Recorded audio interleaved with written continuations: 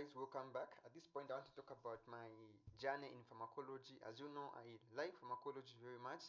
I like talking about drugs, I like dealing with drugs, and I just feel nice when I'm talking about drugs. I just feel nice when I'm talking about drugs. But at one point, pharmacology did me bad in one of the tests. So I'd like to give you of how my CA went. So how did my CA go in pharmacology? How did it go? I worked hard, but one test, I think that should be cut two. No, that should be cut one. Yes, cut one. So we had cut one. I think cut one I got 30%, guys. 30% pharmacology cut one. Cut two, I really worked hard. I got cut two. I got 50%. At least I moved from 30. I went to 50%. That is pharmacology. From there, cut three, I got 88%. You know, 88%. That is what I got in cut three. Then from there now we had the last test, which was cut four. Cut four, I think I got 75%. This should have been 19 out of 25. Yeah, so I got, I think, 25%. So the first test I studied hard, guys, like studying hard. But imagine I studied hard and I got a 30%. And sometimes these are moments which discourage people, whereby when you study hard and then what comes out is something else.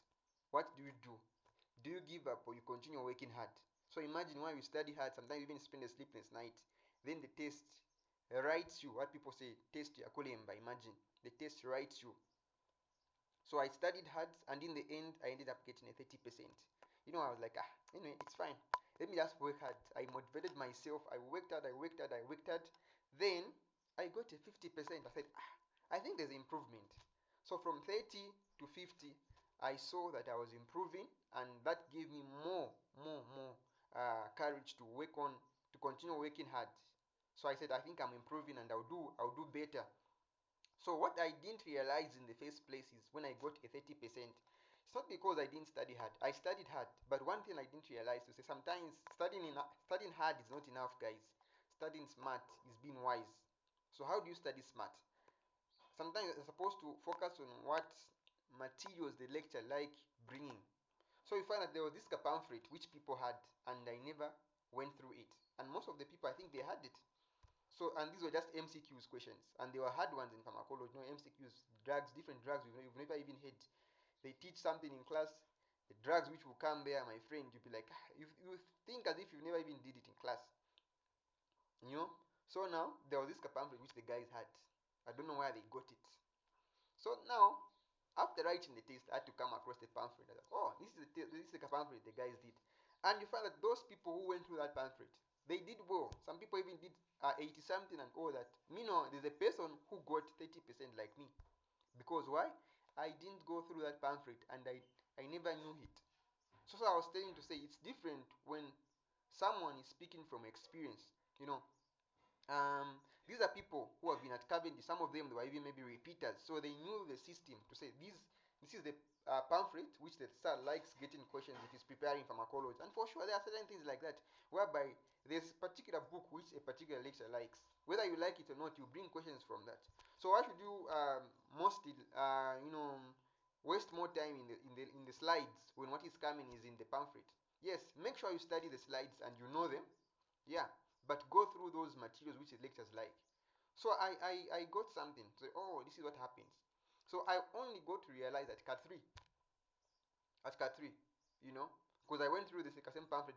Meanwhile, there was also another one. You see. So I realized that cut three, I had to get hold of all these materials. So if you look at my cut three stands at 88%. Do you know what happened? I only went through all those questions which were in that pamphlet. And those are the things which came. And because I just did 1 hour of study, I would have even gotten 100. Because same questions were repeated. The other ones I failed just because I forgot them. Because there were a lot of multiple choice questions. So sometimes know what pamphlets, like in pharmacology, there's like a pamphlet. which there are those materials which most of the questions will come from. So find out those things.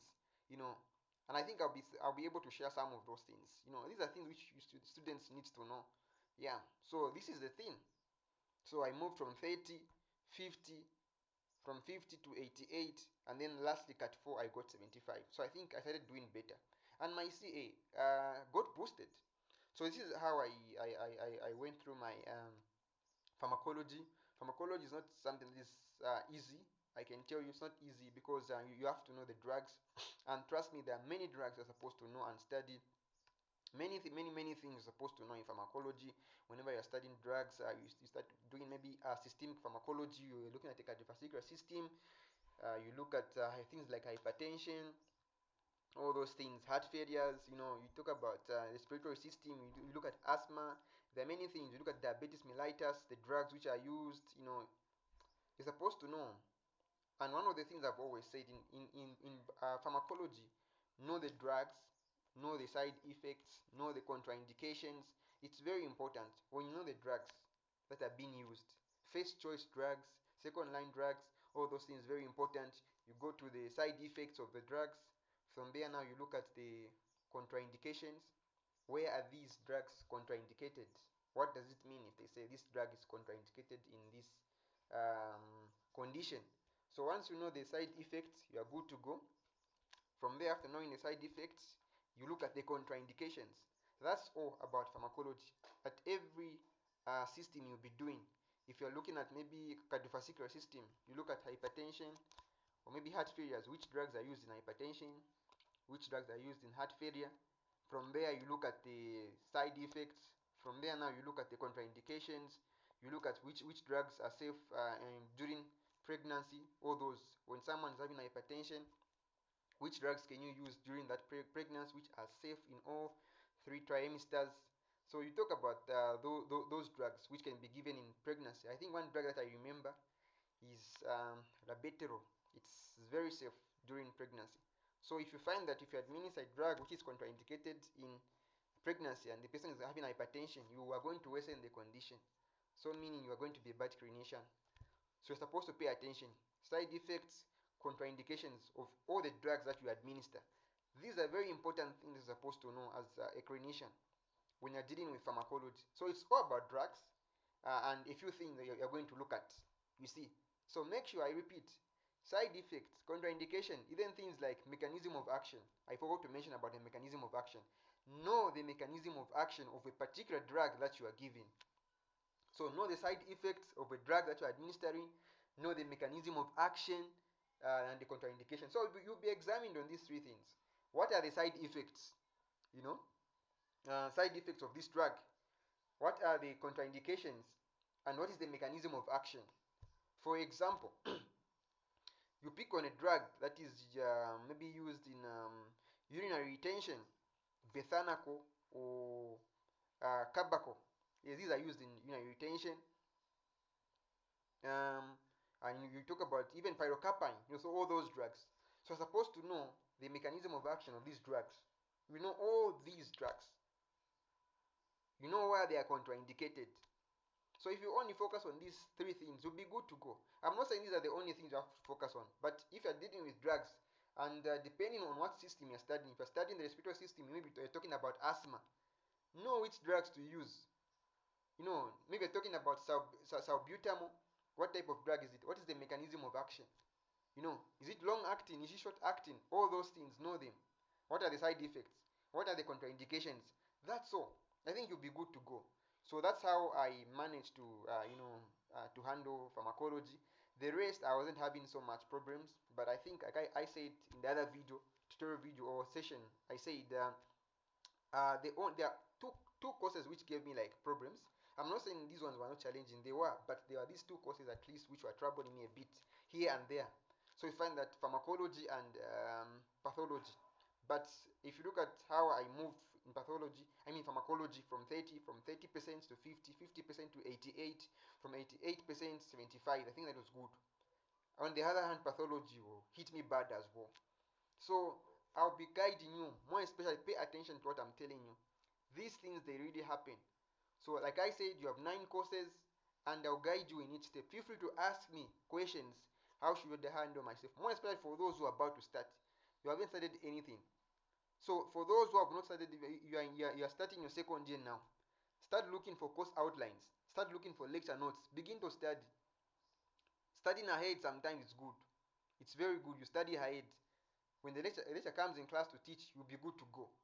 Don't wait like someone from secondary waiting for them to open schools. That's when you want to start studying. No, that's not right. You are university students and therefore you must be different from the others. You should be self-driven and self-motivated. What differentiates a student, university student from a secondary school student? You're supposed to learn to work hard on your own. So that is the thing.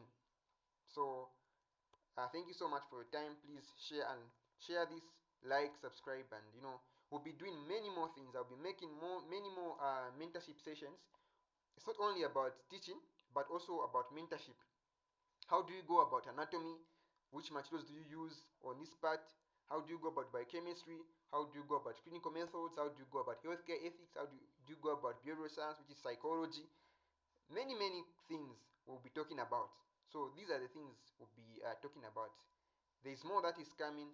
Make sure you stay tuned.